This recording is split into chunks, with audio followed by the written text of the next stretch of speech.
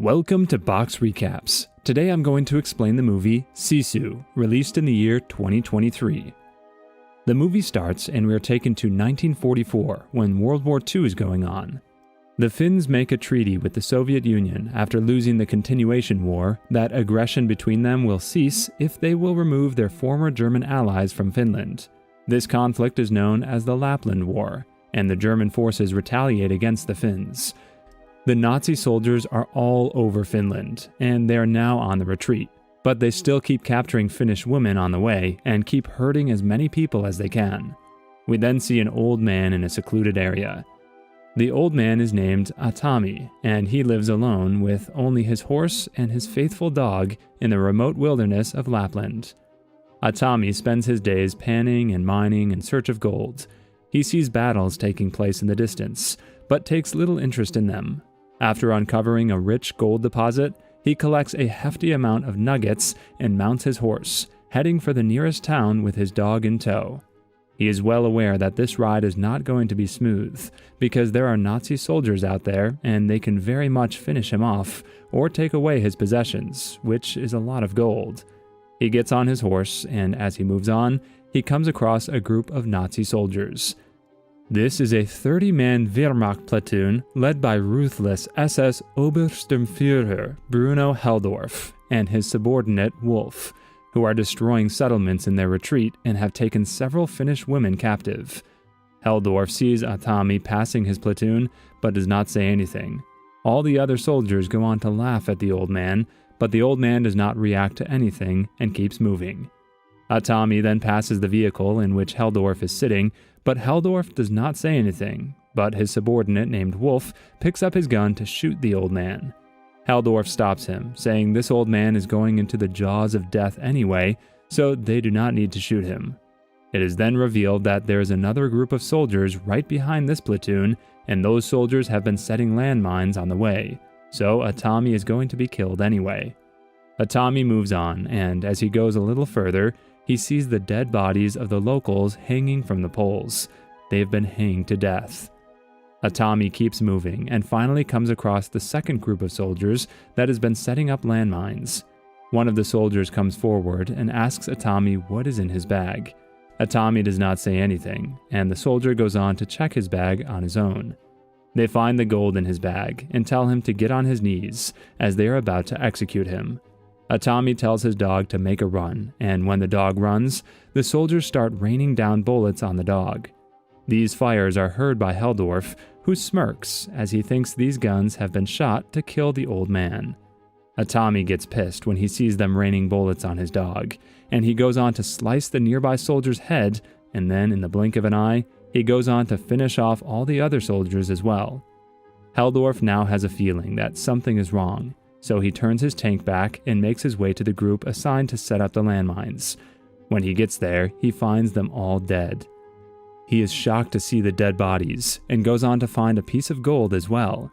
He now understands that the old man has the gold, and he is the one who has killed all these soldiers. He decides to catch the old man, as he wants to make him pay for his actions.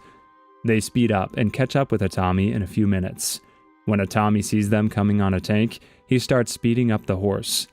They go on to rain down bullets in his direction, but he luckily does not get hit.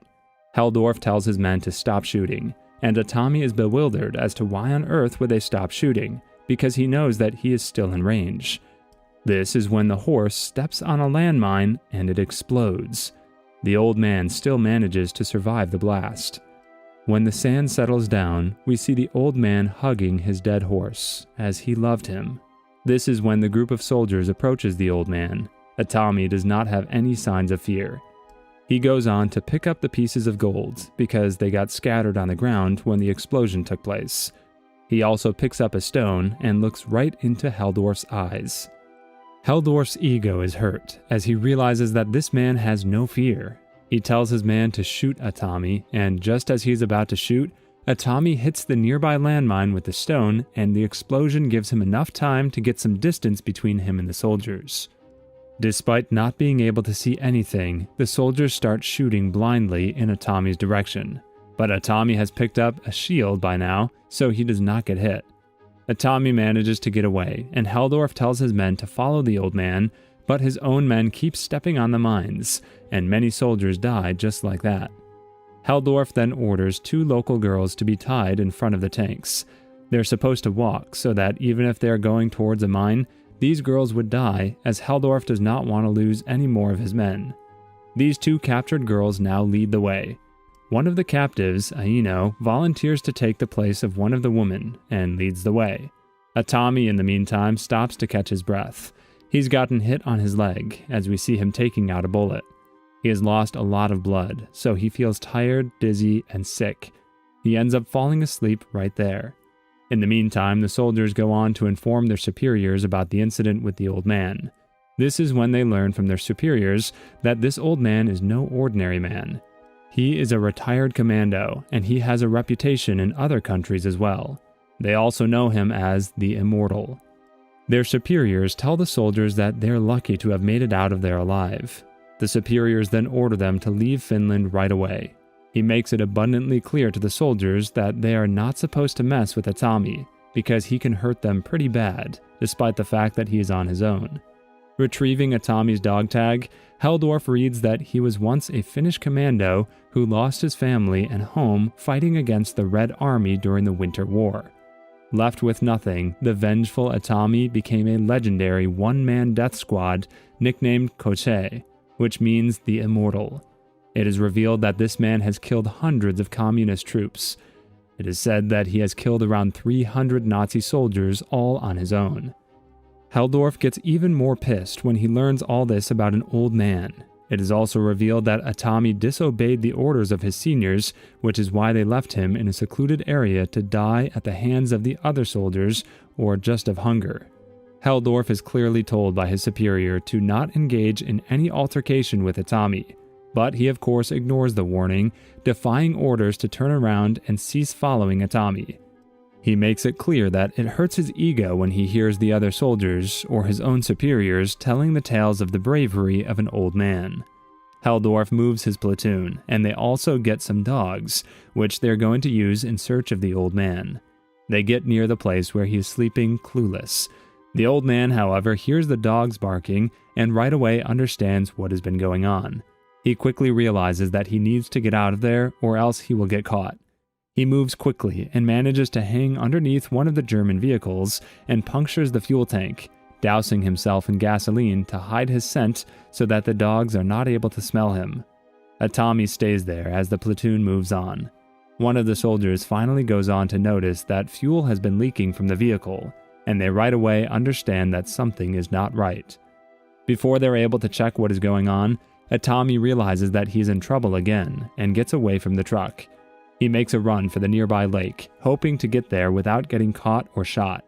The soldiers see him running and right away start shooting at him. He gets hit on the foot once again. The soldiers now untie the dogs, and they start chasing the badly wounded old man. Atami realizes that the dogs are going to catch him soon, so he sets himself on fire as his body is already soaking wet with diesel. The dogs stop when they see the fire, and just like that, Atami buys himself enough time to disappear, diving in the lake. Waiting for him to surface, Heldorf sends soldiers into the lake, but Atami slits their throats underwater. Atami reaches the other side of the lake. The soldiers decide to keep following the old man as they cross the lake using a boat. Atami, in the meantime, manages to get to a gas station, and when he stops there to catch his breath, he hears weird noises. He then sees his dogs coming towards him, and as the dog gets there, he's shocked as he sees the bomb attached to the dog. He manages to get it off of the dog and throws it away, but the bomb explodes, and these two feel the impact of the explosion. Atami now goes unconscious, and just like that, he's finally caught by the soldiers. Heldorf is angry at him, as he hates his guts. He goes on to tie him up, and when the old man wakes up, the soldiers torture him. They then decide to hang him, and Heldorf still gets no satisfaction because there is still no fear in the old commando's eyes. They hang him, and just like that, Atami dies, and they leave him hanging there. They also take away all of his gold. When the soldiers are gone, it is revealed that the old man is still alive, and he was just pretending to be dead as he has no other choice to buy himself some time. He is, however, still hanging, and he cannot keep doing that for a long time, as he will finally run out of breath. After a while, a pair of German pilots land in search of fuel, and the wind from the plane loosens the petrol station sign and causes Atami to fall to the ground. The engineer in the plane notices Atami is alive, and the pilot orders him to kill Atami and the dog. Atami manages to kill the engineer right away, and the pilot hears a gunshot. He then hears the dog barking and shouts from afar to kill the dog as well, without realizing that his own man has been killed.